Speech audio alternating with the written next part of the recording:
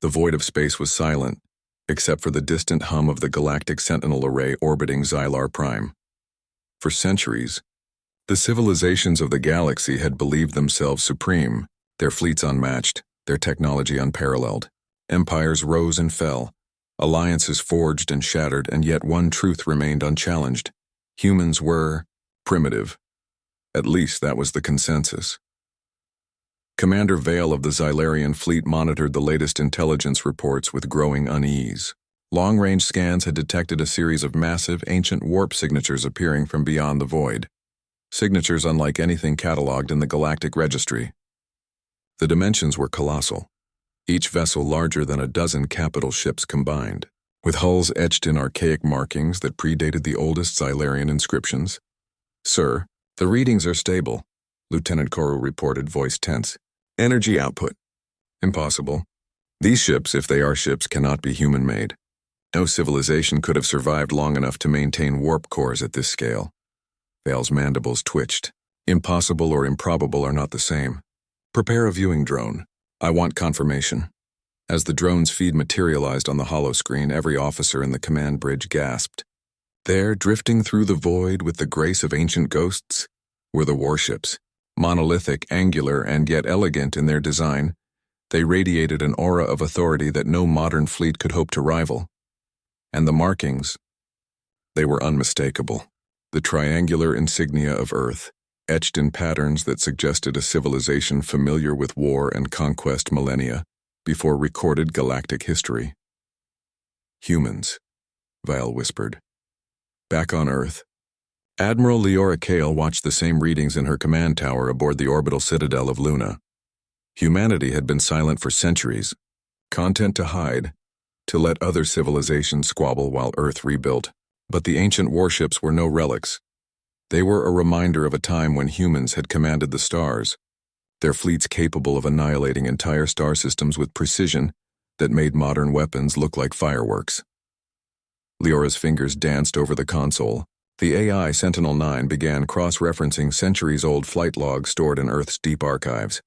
"Admiral," Sentinel-9 intoned, "these vessels were constructed during the pre-Empire era, approximately 14,000 Earth years ago. Warp cores are intact, shields at full operational capacity. It is improbable that these ships have remained undetected until now." Leora smiled grimly. "Not improbable, Sentinel, expected. The galaxy needed to forget us, but we never forgot ourselves." The Xylarian Council convened emergency sessions in orbit around their capital, the massive planet of Xylora Prime. News of the reappearing human warships spread like wildfire, igniting panic among the governing elites. Ancient texts had warned of the humans of old, an enigmatic species whose fleets had once dominated the stars, wiping out hostile empires with ruthless efficiency. Counselor Tarek rose to speak. "We cannot allow these artifacts of a bygone era to approach. If they reach the inner systems, they will disrupt trade alliances and perhaps our very survival." Admiral Vale interjected. "We should attempt contact first. Our records indicate humans are extinct, or at least technologically irrelevant." Tarek slammed his clawed fist on the council table.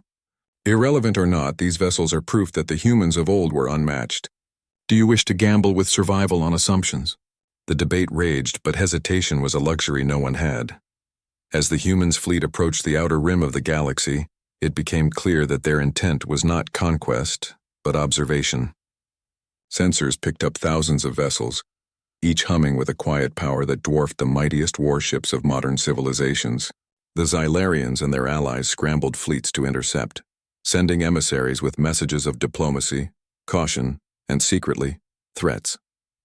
The first human warship to emerge from hyperspace was colossal. Its hull shimmered with adaptive plating that absorbed and reflected the energy from nearby stars, and its prow bore inscriptions that seemed almost alive, shifting to convey meaning as if recognizing its audience. The Xylarian flagship approached cautiously. "This is Admiral Vale of the Xylarian fleet," he broadcasted. "Identify yourselves." The human vessel remained silent for a moment, then a calm, resonant voice filled the comm channels. "This is the fleet of the ancients." Earth commands, "We have returned." 1,000 years of arrogance and superiority crumbled in that instant. Silurian officers stared at each other, unable to comprehend the authority in that single line. Humanity's warships moved with precision, forming patterns that suggested centuries of strategic evolution encoded into every maneuver. They did not fire. They did not attack. They simply existed, and the galaxy trembled. Leora Kale addressed her commanders. Remember our purpose. These fleets are not weapons to use against the weak. They are reminders of who we are, and why no one should underestimate humanity again. The fleets of the galactic empires tried every tactic to provoke or intimidate the humans. Scans, decoys, diplomatic ultimatums. But the humans responded with subtle demonstrations of power. Entire asteroid fields were shifted effortlessly.